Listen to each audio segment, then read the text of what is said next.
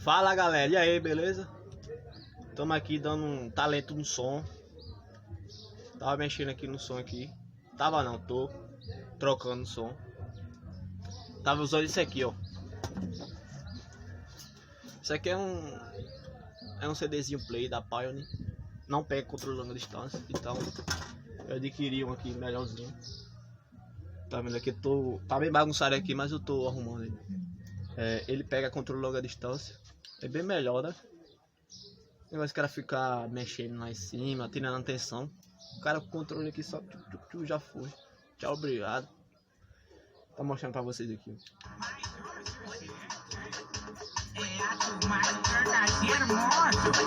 Alô, dona Tereza. Em nome de Canga Produções.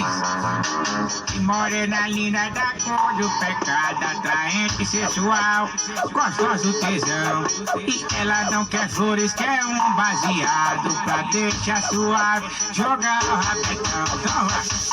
Canga que tá mandando, não pega a melodia. Num baile de favela, o ritmo é assim.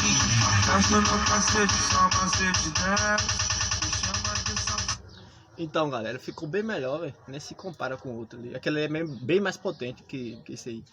Lembrando que tá sem módulo, viu? É só duas boquinhas 6x9 e uma cornetinha fraquinha.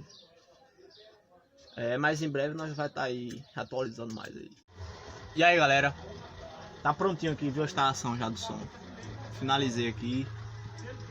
Ficou massa demais. Quem faz é nós mesmos, não tem negócio de pagar não, aqui é mais cultura aqui. Mas é isso aí, essa semana acho que a gente não vai pra fábrica não, porque os problemas mecânicos a gente tem que resolver primeiro para depois descer, né? Mas é isso aí, tá finalizado aqui. Ficou bem da hora. E com o carbono vocal.